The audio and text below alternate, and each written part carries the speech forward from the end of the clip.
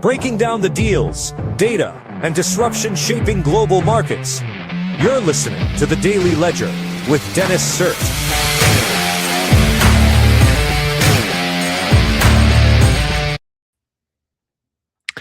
Hey folks, it is Saturday, May 16th, 2026. You are listening to The Daily Ledger Show, and I am your host, Dennis Sert. Great to be with you here tonight. We got some good stories we're going to get into.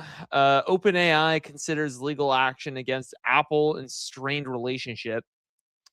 SpaceX is aiming to go public on June 12th. In what stands to be biggest IPO ever. Even GoPro is pivoting to defense. OpenAI launches ChatGPT per personal finance will let you connect bank accounts. And the Boys series finale, 4DX showtime, sell out fast. More screenings added for May 19th. So we're going to talk all about that. Before we get into it, make sure to like, comment, and subscribe, share the shorts especially. That's where I get most of my views here. Long form's cool too, but I love the shorts. Honestly, that if you haven't figured it out already, I do the show for the shorts. So make sure to share those around. Any TikToks you see, reels, and it should be a lot of fun. Make sure to join the school community if you want to hop in there, have a good time, do some postings, do some posts rather. You can talk with other people in there. You can talk to me. We can do like a weekly call, which we do every Sunday. And yeah, let's just jump right into it here. OpenAI considers legal action against Apple in strained relationship. So if you remember in 2024, OpenAI made a deal with Apple, and supposedly Apple with the new iPhone 16 at the time was gonna basically ship out this new ChatGPT powered Siri. So that ended up being a debacle. Apple occasionally has these flops where they promise something and it never happens. It's mostly because their teams are incredibly siloed. They don't really there's a lot of secrecy at Apple. No one really knows what they're doing. Like literally, the watch team has absolutely no idea what the cloud team's doing. It's like you only focus on your work, right? So that ended up completely failing.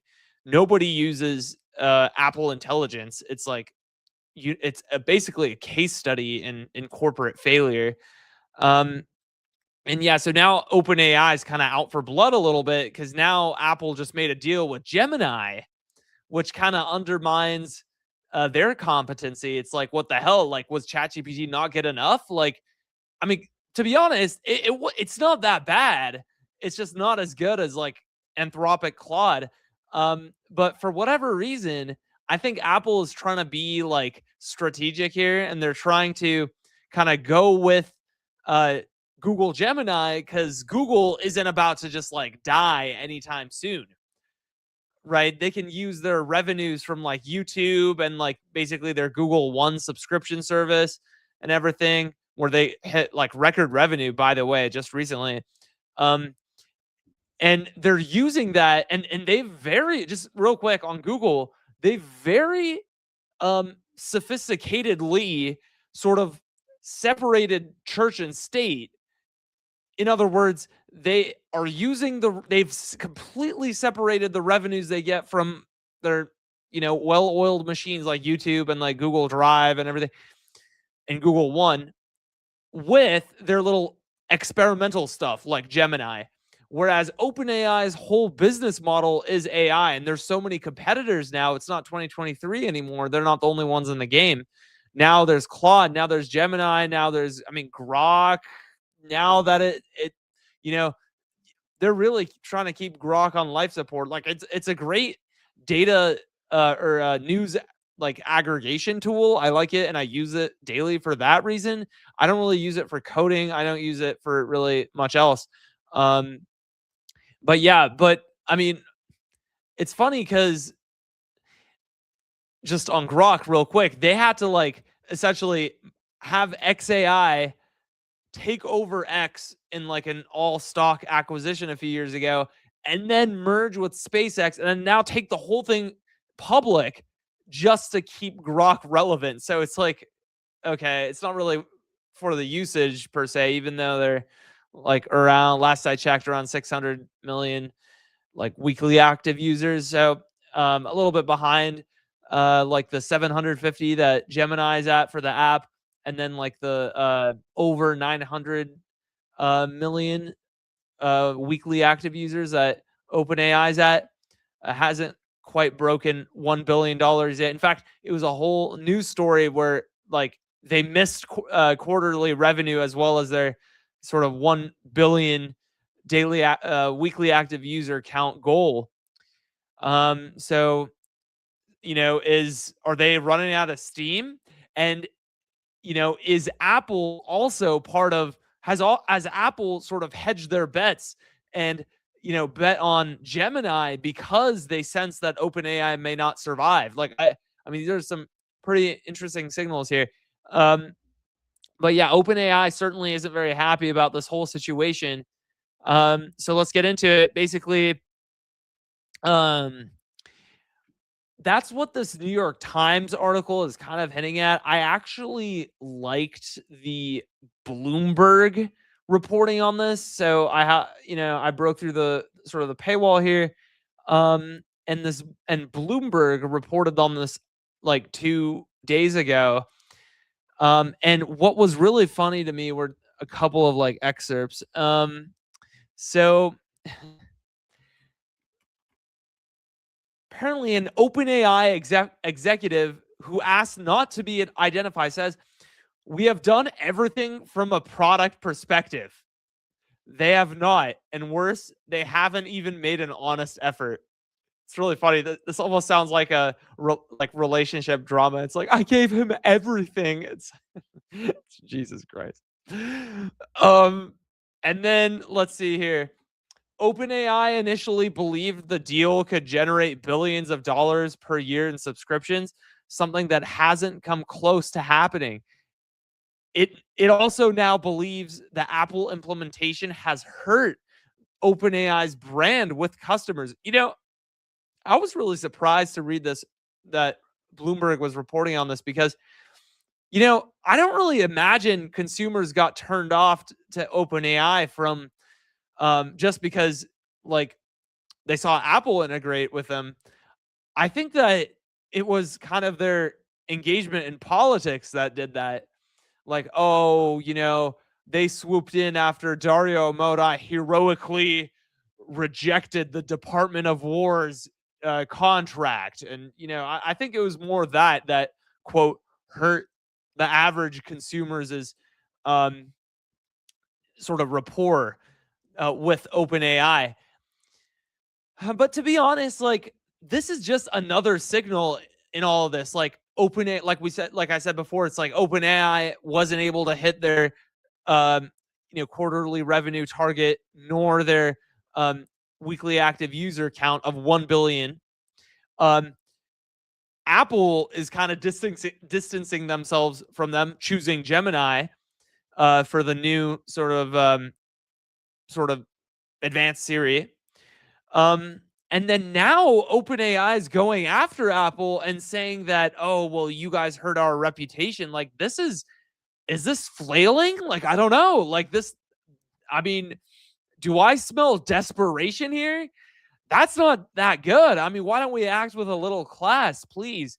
And here's the other thing. And, you know, let's skip the next thing, which was SpaceX going public on June 12th. Okay, that's pretty much all that's important for that. This kind of dovetails really nicely into this other article. OpenAI launches ChatGPT for personal finance, will let you connect bank accounts. Like, here's the thing. Like, I don't get who is running ChatGPT. Like, who is running OpenAI? Like, really? Like, and what I mean by that is, like, I thought Altman was competent, right? I thought OpenAI leadership was competent, but for whatever reason, they really like direct to consumer. Like, I get that right now on paper, they have the highest weekly active user count.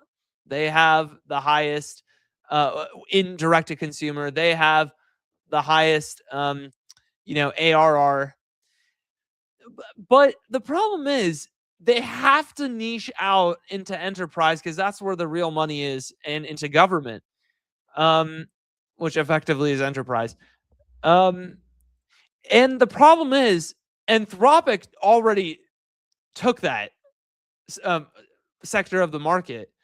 Um, like that ship has kind of sailed already. You know what I mean? So, there are reports that Anthropic is just like kind of knocking it out of the park with enterprise revenue. There are some charts that say that in terms of just enterprise, Anthropic has overtaken OpenAI.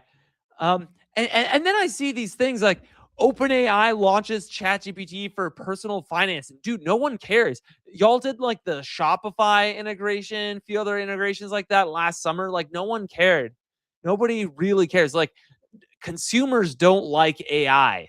Like that much is clear. There's many charts, many like statistics that show that now where it's like Apple Apple customers won't even upgrade to the newest sort of iPhone only because of AI anymore. Like before it was like 17% that would upgrade to the newest iPhone line only because of AI. And now that dropped to like 11% from 17%. So there's that. There's a few other things. Like consumers don't like AI. And now it's really gotten to politics where it's like, now it's like a big thing to be against like data centers. It's like, oh, data centers, they make a lot of noise, whatever.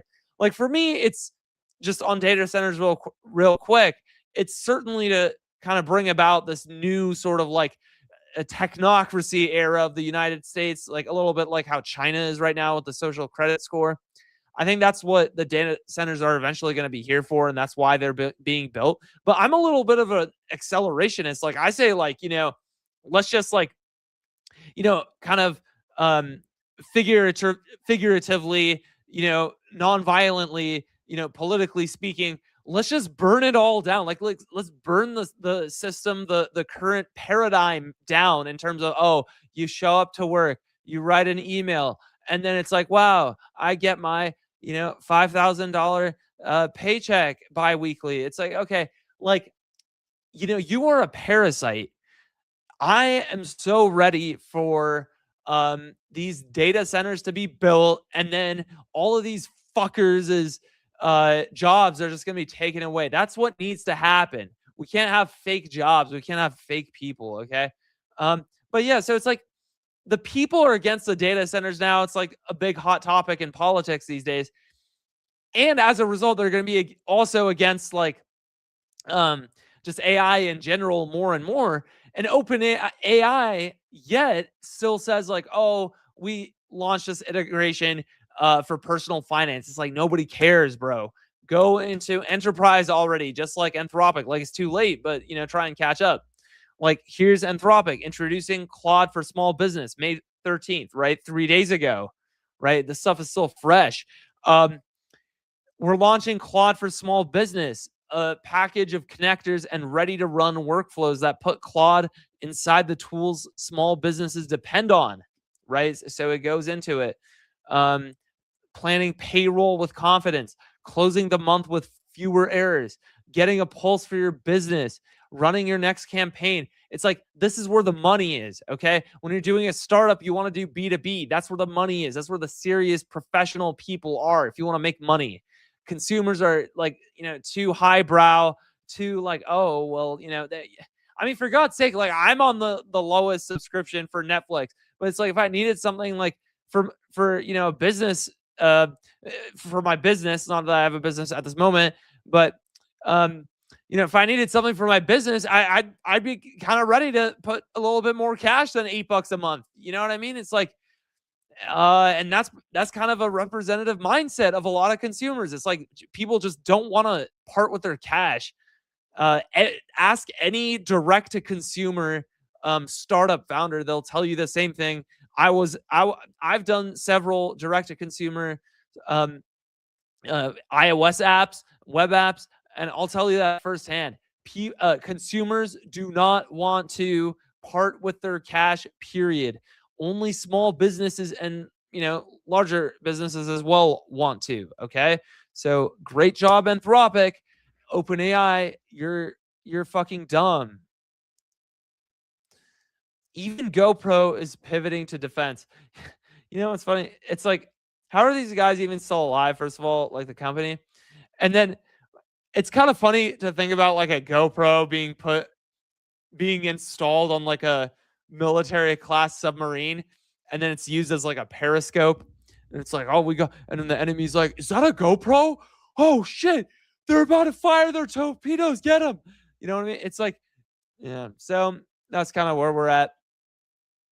The Boys series finale 40x showtime sells out fast. More screenings added for May 19th. I was so sad I couldn't find any showtimes for Boston. It's too bad. I don't know if sort of this audience is following The Boys. I have been. It's really, it's such a dumb parody now of just like, it's basically an extreme hardcore leftist view of modern politics. Modern, it's like 2024 politics. But yeah, it's still like funny to watch. And there are also like moments of good drama. Like, so spoiler alert, Frenchie. So spoiler alert again on The Boys. So if you don't want to be spoiled for season 5, 1, 2, 3, okay. So Frenchie dies at the end of season 5, episode 7. And just look at Kamiko here, who's played by Karen Fukuhara. So let me make sure I got some audio on this thing. So give me 1 second. Stop sharing. Share. Oh, I can't share the. Here we go. I'll try this. No.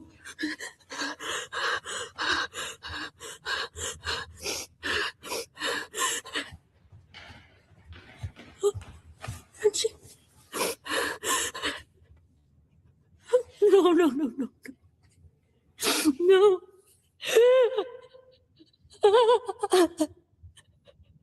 Like, this is just peak acting. She is so good. Karen Fukuhara.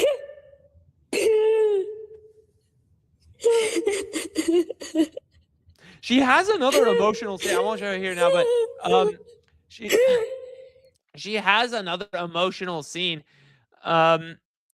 She's like really, really good as an actress. So props to her.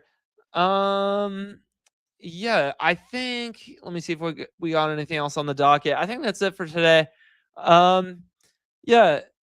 I don't really want to cover this. Apparently it's shit, right? The Mandalorian and Grogu, it's just going to be a new write-off by Disney. But who's surprised by that, right? That's kind of what everyone's expecting. Yeah, I think we're gonna call it there. Hope you guys have a great rest of your weekend, and we'll see you on the next one.